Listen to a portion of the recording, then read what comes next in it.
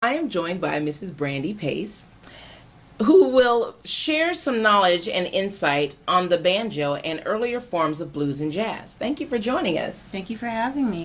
Okay, so Brandi, can you just share with us some of the instruments that you play and a little bit of your background? Yeah, I play banjo, I play guitar, I play piano. I like, messing around with anything with strings, so can handle a ukulele or a mandolin enough. Nice, nice, impressive. Yeah, I started when I was a kid. I would mess around on the piano, but didn't study formally until I was a teenager. Went to college for music, but studied jazz specifically. And then got into music ed and all other forms. Oh, wow. Now, is your degree in music education with a specificity or? I have actually 2 performance degrees in jazz, my undergrad and my master's. Oh, wow. Nice, nice. Okay, so the banjo. The banjo is an African American invention, yet it is not as widespread amongst the African American community as it should be today. So, can you share the history of the banjo and maybe some of the musical styles assorted with it? Yeah. So, when people were brought over from Africa and enslaved, their first stop was the Caribbean, which many of us know, and that is where the banjo developed. And it was a combination of the instrument making skills of people from African countries and some of those different things that came from European countries. So, for example, an early banjo may not have had frets, and the base of the banjo, as you can see, is made out of a gourd. They used gourd and other plants like that to make their instruments. But it still has tuning knobs, kind of like a guitar. And that's something that didn't exist in the instruments that they made at home. That was like a European influence. And so later developed into this style of banjo. This is maker produced, this is mass produced, and it was in the mid 1800s that banjos began to be mass produced and more popularly took on shapes similar to this. Oh, wow. They played dance music. They played songs for singing, songs that were part of daily lives, and the dance music developed into other forms. And so we associate the banjo with bluegrass, but it wasn't the earliest form of music that included the banjo.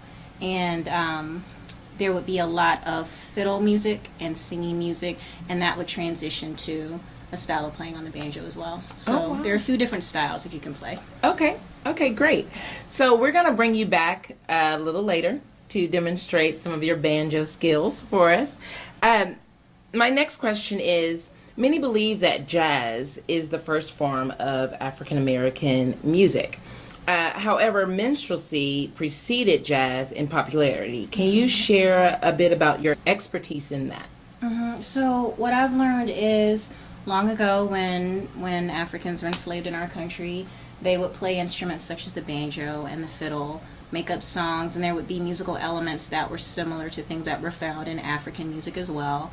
There was a certain point at which white people watched that style of music, kind of latched onto some of those techniques, but twisted the speech and the visuals into caricatures of black people. And that's where we get minstrelsy, blackface traditions, songs that were written in mocking vernacular of African Americans. But it became our pop music. It was huge. It was in the United States, it was in England. There's a pretty long tradition of entertainment in that line, and so that is how our first pop music began. Right. Oh, wow. Okay. All right. Are there any other older forms of African American music that preceded jazz or contributed to earlier forms of blues and jazz? Yeah. So work songs were a big thing. And after you had banjo music, fiddle music, you began to have, from some of those melodic elements, the blues.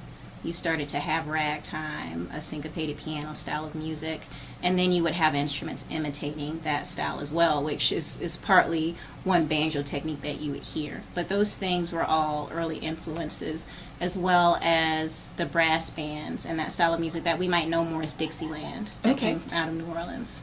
Okay, great. Now, as it is Black Music Month, can you share how African American music has been appropriated over time. Yeah, it's been appropriated at every time. So we can go back. We can start at the history of minstrelsy. We can move forward into blues and early jazz, and when records became popular, but forms of media were still segregated. White people taking over those forms and making money off of it, claiming authorship of sounds and songs, forward into rock and roll, where we know there are many big figures that didn't get the recognition that they deserved because other people were able to get the attention and able to make the money. And it's just been a long tradition. It's really kind of the American way. Oh, wow. Yeah. Okay. And today we Yes. see it. Absolutely. Absolutely. Absolutely. So for a younger musician watching, how would you convince them to maybe open their heart and mind to this instrument, or embrace the culture behind this instrument? Mm-hmm. I think it depends very much on who you're trying to reach. I think it's really important that you know who you're talking to. So, for example, my children, I just dive right in. Mm-hmm. They're used to that. I'm their mom, Right. whatever. But some kids feel the same way just because it's such a sense of wonder when they see their teacher playing a banjo and talking about where the instrument comes from, and they make that instant connection. But there are lots of people out there, well, not a lot, I'll take that back. There are a couple of people out there who are doing some hybrid things that are really interesting. I have a peer who is a rapper. He started playing banjo before he started rapping. Nice. So he released an album of banjo songs, rap songs. Sometimes it's a banjo with the trap beat. Like, it's all that together. Wow. And then he has little monologues in between that talk about his experiences or talk about the history. So I think it can be important to start from finding context in the present day and reaching back. Okay, wow.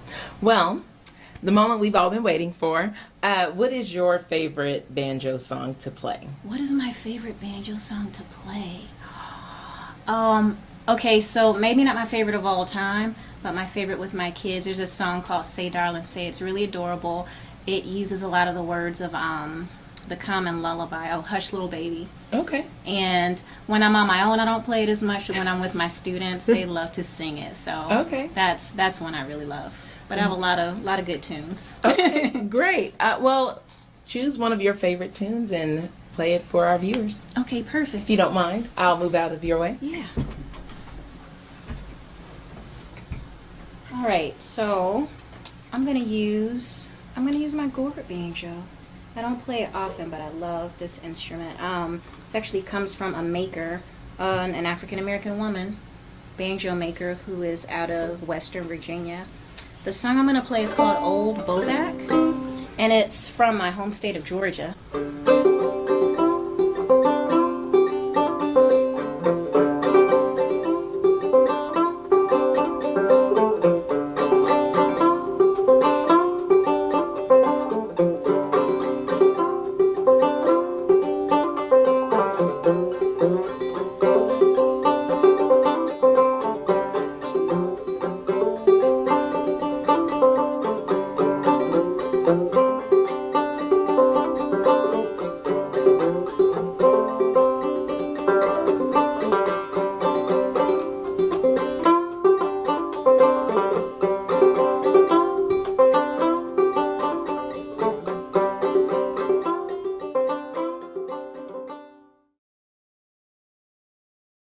This is Erin Cross from Beatrice and the Beat and Mrs. Brandi Pace. And we thank you for joining us today. Have a good one.